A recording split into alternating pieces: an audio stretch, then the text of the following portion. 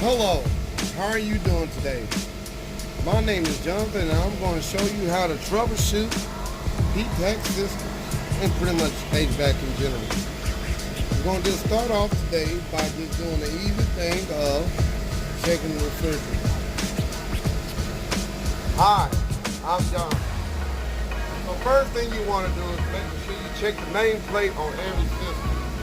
The nameplate will be mostly right there by the manufacturer. Let me turn off the compressor, it's a little loud.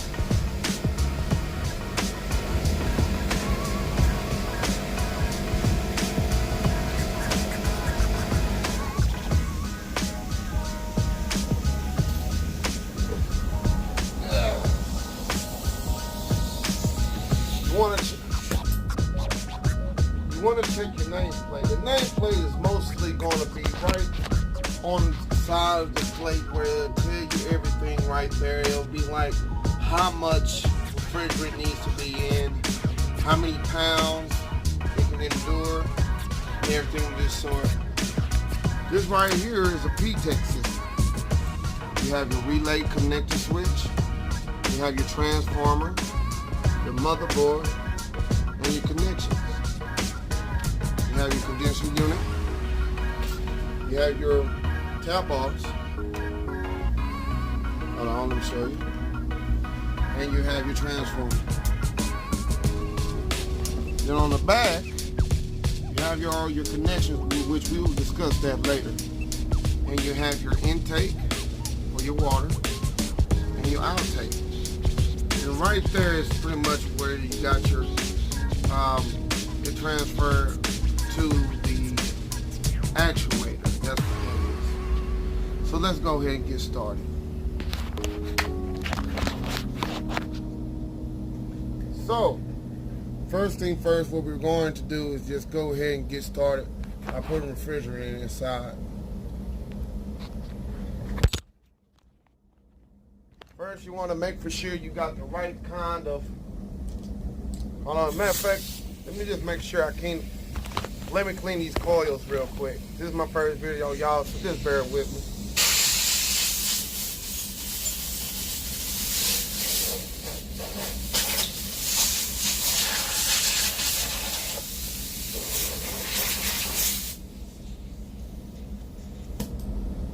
Alright, so you're going to want to get your manifold system. Just check the refrigerator.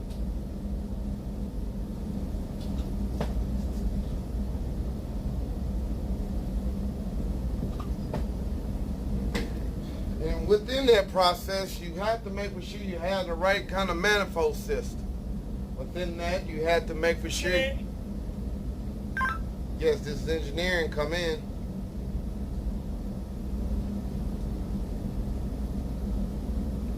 Y'all ain't called me all day, and the time I'm trying to work on it. Engineering commenced. This is engineering. Y'all haven't called me all day, but yes, I'm here.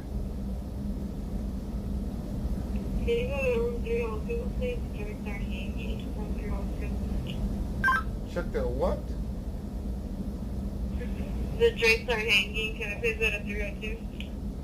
I'm still not understanding. You said drink by hanging? What is, hold on, can you please say that a little bit more clear? I'm not trying to be funny. Drape. The drape. D-R-A-P-E-S. Are hanging. Ain't that what they're supposed to do? I don't know what I'm doing. I'm passing the message along. God bless. You don't have to be so mean.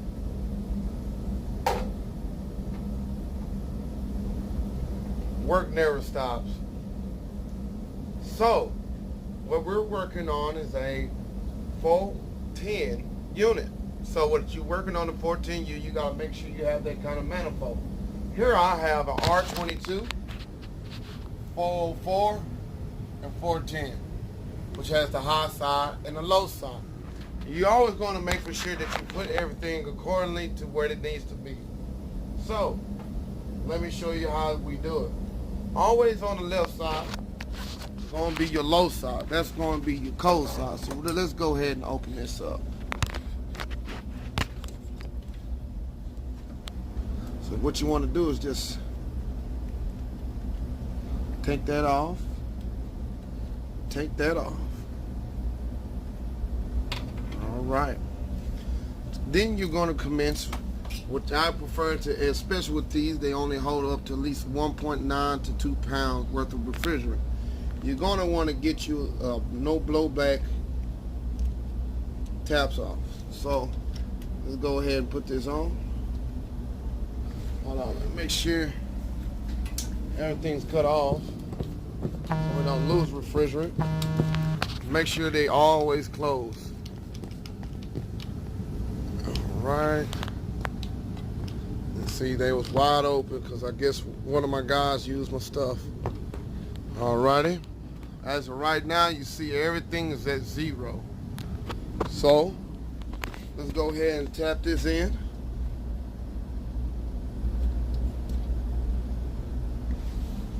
Alrighty. Let's go ahead and tap this in.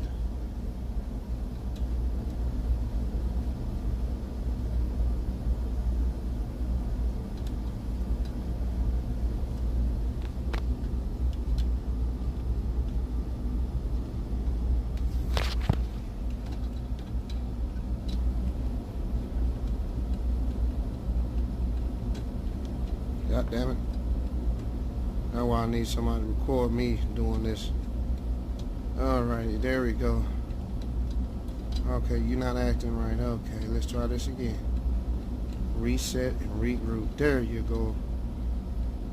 Okay, you acting like a total dick. Oh.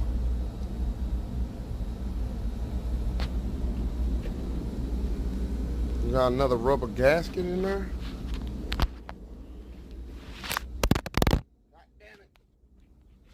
So apparently there must be another rubber gasket that's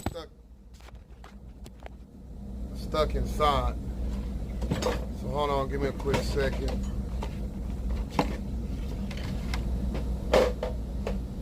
Y'all that too goddamn big.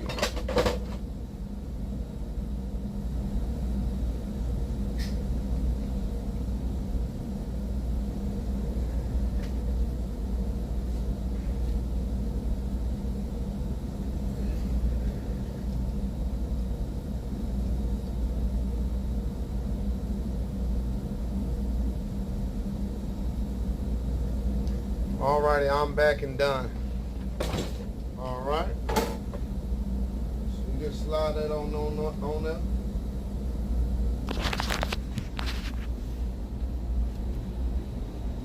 You ain't gonna hear a hiss or nothing. So as of right now, the low side is at 90. And the high side is at 60. Hold on. Let's make sure. So as you can see, as the refrigerant says, it's at about a good 2010 right about now. Temp is about a good 70, between 70 and 75. Where we have over here pretty much almost about the same, but it can go for a better recharge. So what we're going to do is try to actually implement putting a little bit more refrigerant in the line.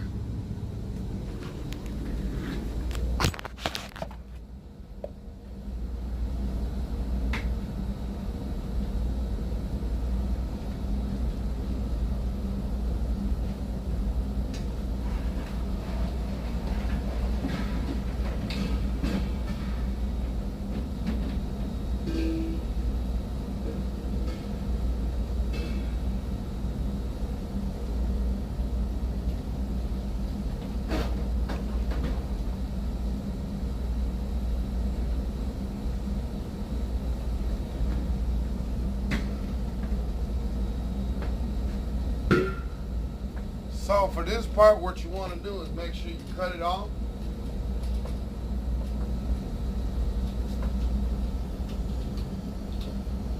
You're going to get your supply hose, which is always the yellow one. As you can see, as I told you before, we're using 410 Freon, which is very great for anything. You try to always not use anything that's dealing with R22 or anything of that sort, because it can be a mug. Because it can cost a lot just for the refrigerant. So what we're going to do is just give it a little taste of refrigerant, just a little bit to make sure it got some nice steady charge. Always get your refrigerant and tap it on.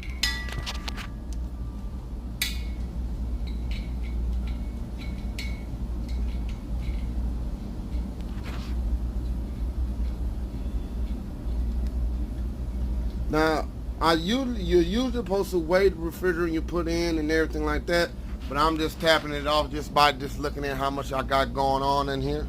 So what you have to do is make sure you get your Freon on. Make sure, flip it over.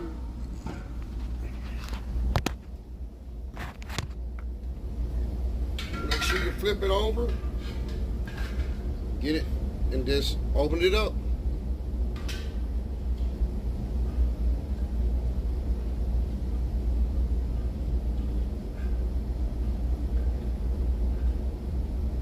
As you can see, this is the reason why you have to be universal classified.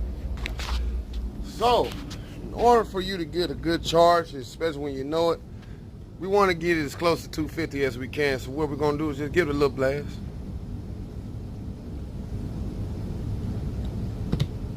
Oh. Wait until it settles down a little bit.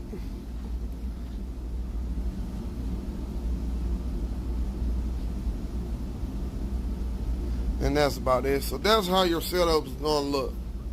You're going to have your cold and hot. You're pretty much your cold and hot side, which is your low and high side. You have your low and high pressure gauges. You have your supply and recovery line, and your refrigerant if you want to supplement more refrigerant. Now you're probably wondering, how does it look without the cover? So this is how it looks. This right here, it needs to get a better line. We're going to go ahead and solder that, so that'll be on some of our next videos. Then over here we have an actuator that needs to be either implemented or anything like that. The screen that needs to be taken out of there and clean. And this is how pretty much everything's like that. You got your compressor right there. You got your low and high side. So how you definitely know the high side is always going to be, hold on, where's it at? Damn it.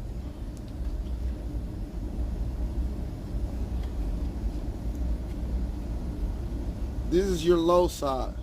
How you most likely know, your, god dang, hold on. This is your high side. How you know that it is by, number one, it's always the bigger hose. If the bigger copper, that's the one that's going to have the bigger copper, and then try to keep something on it so it can just not do too much. And then you have your low side. That's where the one goes kind of weirdly, and then you know what this is right here. Very strange to a lot of people, but this is pretty much like a diverter. Diverts it to it, and it comes pretty much in the right way, in the right process. So what you're going to do is just wait until the fumes and everything like that gets done. You know, we're going to wait until we hear it off again. Tap it off.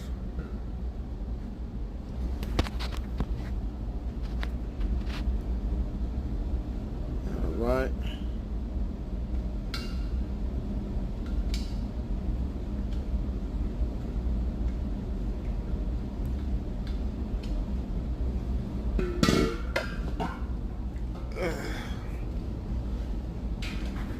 Oh, come on.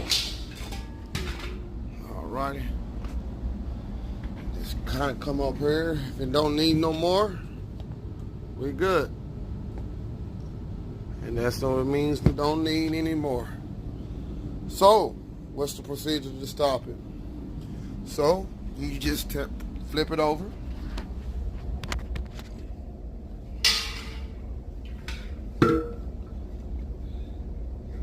Turn the Freon back off.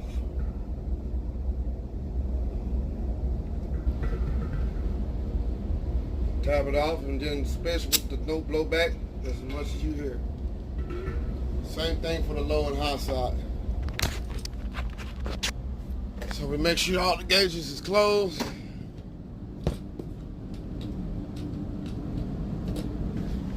Make sure all the gauges is closed. And just easy peasy. Easy peasy.